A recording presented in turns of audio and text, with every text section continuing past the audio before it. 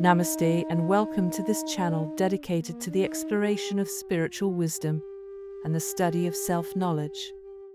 Thus, Explore Kanchi is an engaging and thought-provoking spiritual podcast series that delves into the subject of self-realization. Discover the newest books to our collection, The Heart of Everything and the magnum opus Abhinava Vijayam, both penned by the gifted author Kanchi. If you'd like to read the books, then check out the description down below. It has everything you need to know. Happy reading, and welcome to Tapas. Hello, this is Kanchi, and you're listening to The Explore Kanchi. So, there are a couple of interesting questions in this episode, and I would love to answer them. So, the first question is devotion a necessity in the spiritual path? That's a great question. Is devotion a necessity in the spiritual path? Devotion is necessary in every path. If you want to be successful in anything you do, you have to be devoted to it. Without being devoted to that, it's very difficult to achieve anything. Suppose you want to write a book, you have to be devoted to the idea that you want to write the book. You have to make the time. You have to devote some time to write the book.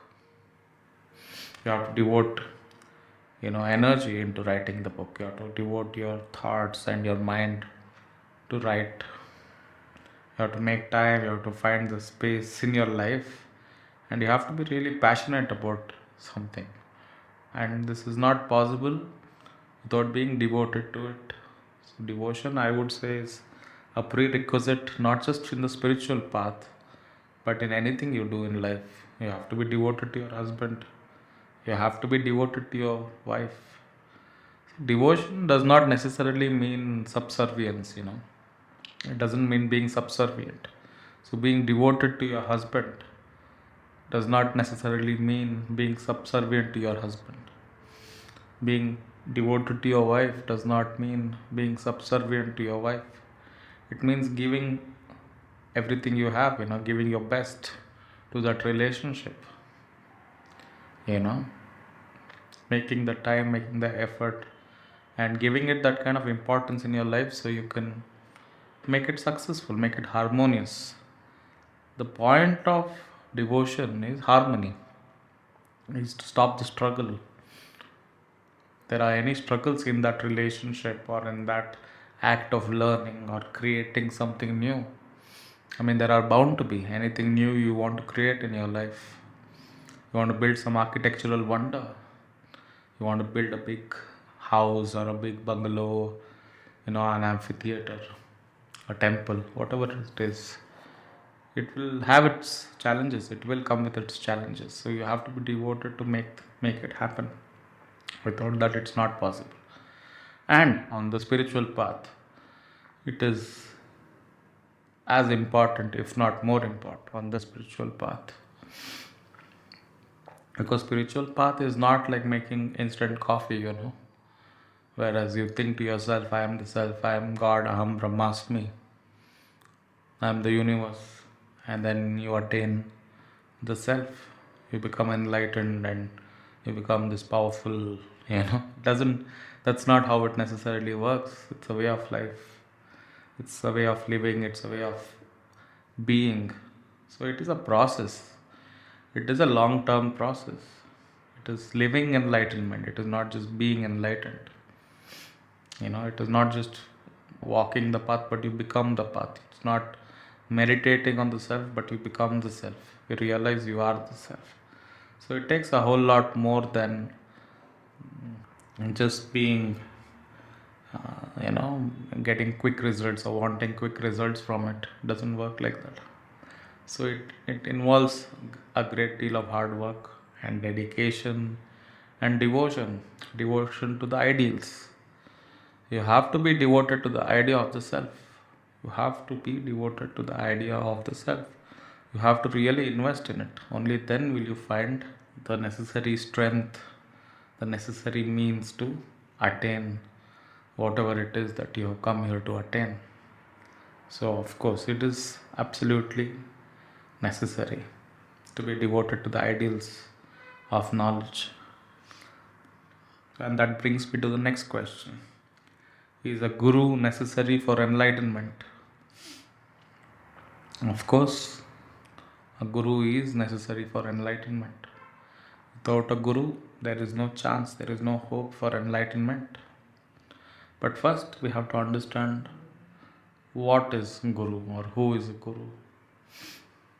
Any teacher who teaches you anything in your life, they're called acharyas in Sanskrit, the root word acharya. Acharya does not mean guru, acharya means teacher. The one who leads you to the path of enlightenment, the one who gives you diksha, spiritual initiation into enlightenment, he can be called a guru. And he can be called a guru only when he himself has attained the self. If he has not attained the self, it is like blind leading the blind. How can I give you something that I myself don't have? How can I give you enlightenment if I myself I have no idea what enlightenment is? So it is blind leading the blind. So such an acharya is of no use to the spiritual path. Acharyas have a role to play in the realm of duality. They teach you things, you learn things from them. You could become a good scholar, a good mathematician, a good sports person, a good singer from your acharyas. But you can never attain the self with imperfect initiations. So the perfect initiation is necessary for attaining perfection. Where is this guru? How do you find this guru?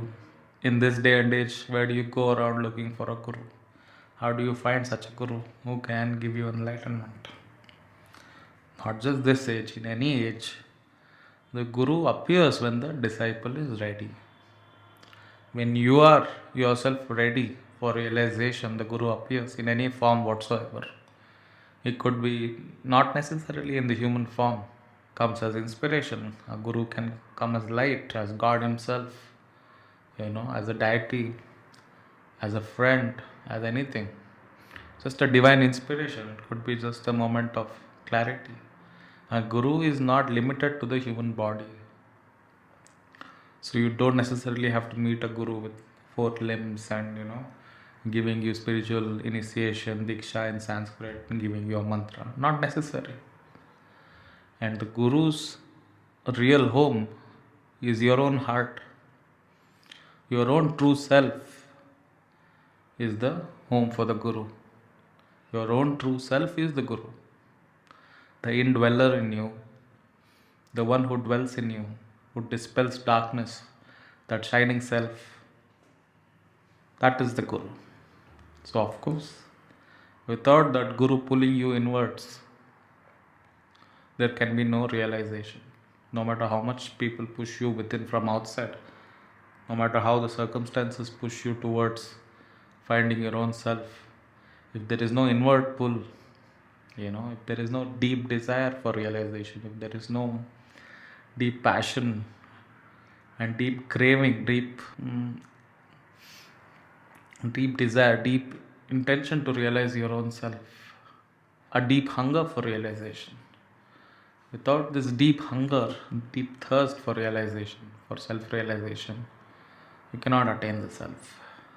And this deep realization, this deep thirst, this deep hunger, that is called grace. It is grace of God, grace of the Guru. Without this grace, you will never feel the need for realization. You will never feel that desire to get enlightened. Only when something is pulling at your heartstrings with such force, then only will you say, I don't want the world, I'm not associated with it. I want to find that which is permanent. I want to find that which can never leave me. So of course, the Guru is necessary for enlightenment. But we have to understand that Guru is not necessarily a human form. A Guru not necessarily comes in a human form. The whole universe is the guru. The sun, the moon, the air you breathe, everything is the guru. The people you meet, everything can be gurus for you. You know what I mean? But the realization is given to you by the inner guru, the one who pulls you within. There are many acharyas who come and give you, tell you paths, do this, do that. Of course, they are necessary, they do their bidding, but they cannot give you the ultimate. Then we have another question. What is karma? And how to burn away karma? So karma, is the fruits of your actions. It's not the actions themselves. It is the fruit of your actions.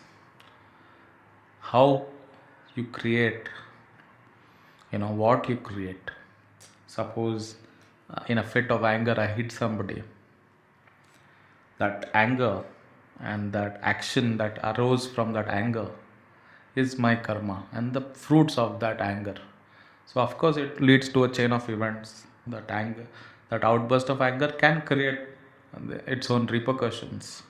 It's just like how you throw a small pebble in the lake, and when the pebble hits the lake there are ripples. The pebble sinks down and it's always there in the lake bed. In the same way, in your own deep consciousness, the samskaras or these actions and the seed of these actions remain, and they sprout, the fruits sprout, and you have to repay the debt of these karmas. So there might be a lot of things you might have done, and there comes a time, it's a cycle, it's a circle of life. Whatever you sow, you have to reap. So that is the universal truth. In all religions they have this idea that you have to pay for your actions. You have to repay your debts to the world. You cannot just create something and expect that there will be no repayment. So it is very important. Whatever you throw out into the atmosphere comes back to you. Whatever vibration your frequency is, and that is the same kind of vibrations you attract. Suppose you're always full of anger and full of hatred, you're going to attract events and people that will generate more anger and more hatred within you. And anger leads to more violence. So we know we know how the world operates. So violence begets violence, anger begets anger. So whatever you throw out in the world, you gain that back. So you keep building on the same things. So if you send out good vibrations, you send out vibrations of love and compassion and kindness, that is what you will receive. If you're grateful for your life, for the gift of life that you have, you're going to receive the same thing. You're going to receive things to be grateful for. You're going to have events in your life that you'll be grateful for. If you're always complaining, you're always going to find yourself in situations where you will be complaining, and situations will arise in you, in your life, which you can't do anything about rather than complain. So it is like how you build your own life. You know what I mean? So it's like there are three types of lines you can draw. There is a line you can draw on water. There is a line you can draw on the sand. And there is a line you draw, into a rock. The line on water disappears as easy as it came. And the line that you drew in a sand, it can be erased. It will be erased after a brief period of time. The line on the rock remains for a long time. So this is how we create our karmas. Something you do just out of the blue, just a small act. We all get angry, or we all get jealous, or we feel a tinge of love or attraction or whatever it is.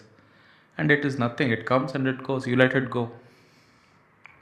You get angry, you get pissed off at somebody, whatever it is. It's just a tinge. So this is like a line on water. It disappears almost immediately. It leaves no trace. So this is not something that will come and bite you years later. And then there are things where you're not deeply attached to these ideas, but you are somewhat attached. And that is the line on the sand. These are the actions that you, these are the thought patterns or the actions that you repeat now and then. It is not a deep rooted pattern, but the deep rooted patterns are the lines in the rock. You carve out a line in the rock. This will not go years, no matter how many years, You have to get hit by the rain for many, many years. Only then the line will disappear. So these kind of deep-rooted desires, these kind of deep-rooted actions, these kind of deep-rooted patterns of thought, where you continuously go on hating on someone, hating on someone, hating on someone. These are the kind of things that have a massive, massive impression in your minds, and these are the things that shrink your consciousness. And these are the things that keep attracting the similar events, similar people, similar results in your life. So you might have wondered, why does the same thing keep happening to me over and over and over again? Why do I keep meeting the same people who betray me? For example, some people feel like, why do I keep meeting these toxic people in our lives? The toxicity is in them, no doubt, but you are attracting the toxicity because there is some toxicity within you, because you love this. Sometimes people love to be sad, people love to be depressed. That is their vibration. They like to play the victim card, that, oh my god, I'm such a good person, whatever it is. So we attract.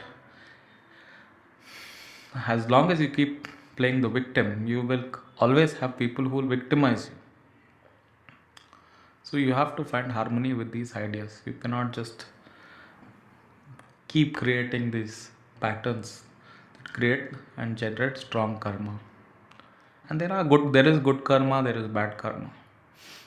In the path of realization, it is said that karma is like mountains and mountains and mountains. It's not a small thing. So you could take years and years and lifetimes after lifetimes to burn out this karma. It doesn't go away with just a thought or just an idea like, let's get rid of this karma. It could take forever.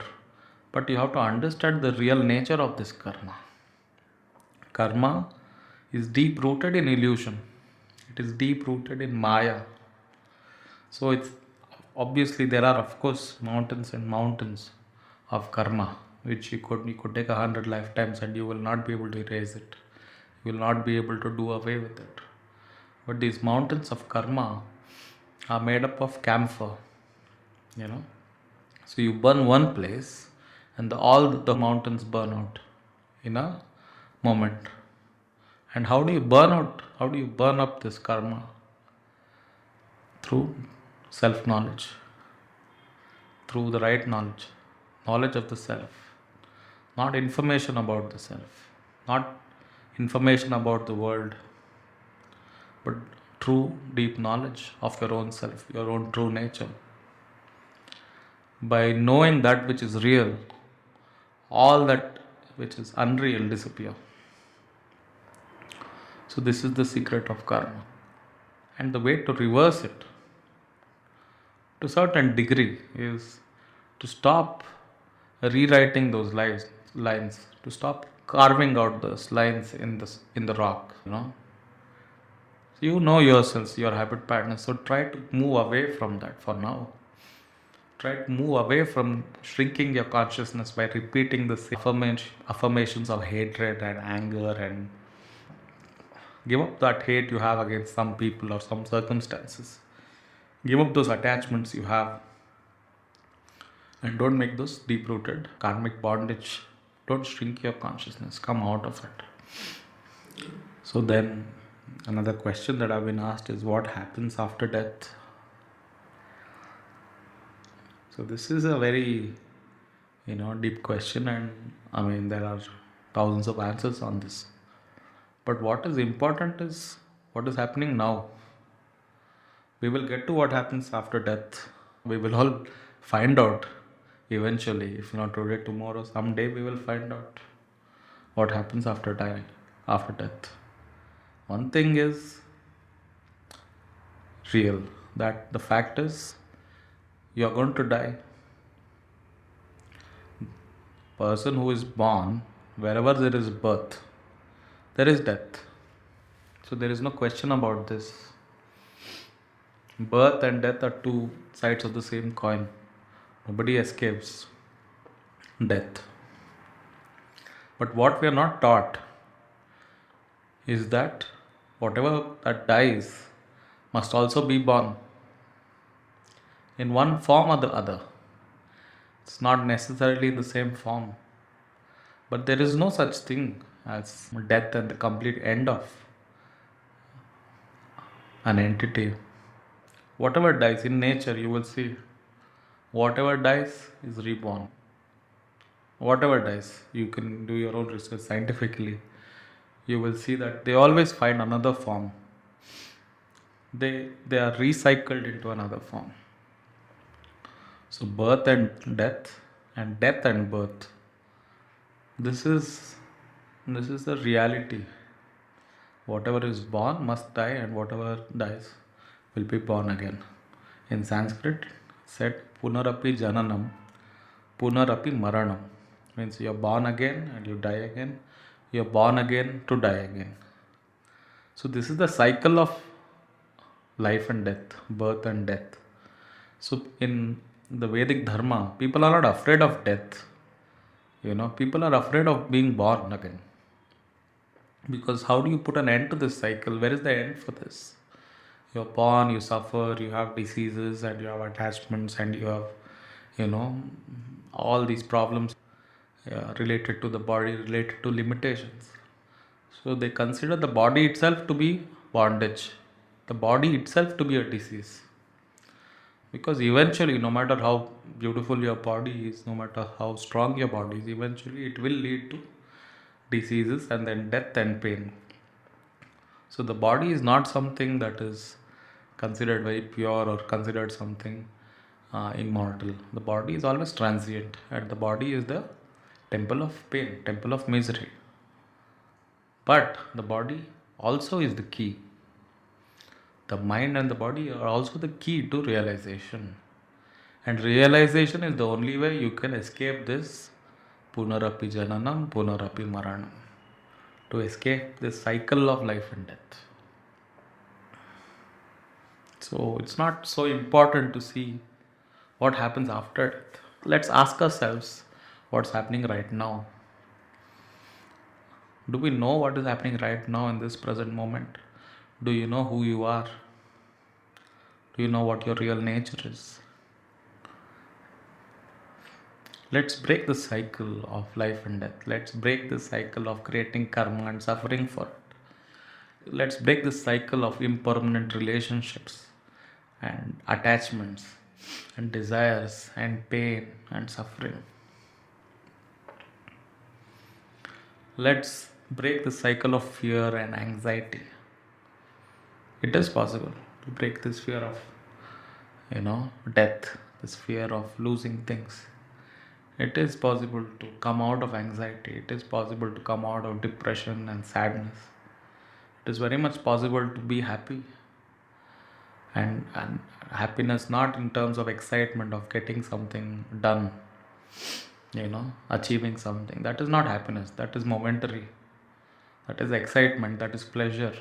The pleasure of success, the pleasure of winning, the pleasure of accomplishing things. You have to go beyond this concept of pleasure and pain. True happiness is your own nature. It is beyond the ideas of pleasure and pain. In true happiness, there is no room for fear and anxiety. No room for attachment. No room for holding on to things. True happiness is a state of freedom, absolute freedom, where you're not bothered with the games your mind plays. In true happiness, there is no mind. You can say that there is no mind, even there is no mind, there is no world. There is no concept of God, there is no concept of right and wrong. It is beyond all concepts. So we don't know what happens after death, but in this present moment, can you find that happiness? Can you find that joy? Can you find that freedom? Can you find yourself, which is the key? Look for yourself. Find your own self. Find the truth about your own self. Abide in your own self. Because your own self is of the nature of happiness. Your own self is freedom. Your own self is immortality. Your own self is eternal. Your own self is formless. Your own self is the truth. Your own self is God. Do you ever wonder why content creators ask for you to click that thumbs up button and subscribe? It's simple. It truly does help the channel grow by increasing engagement. So please click like, subscribe and share with friends and family. Thanks very much in advance.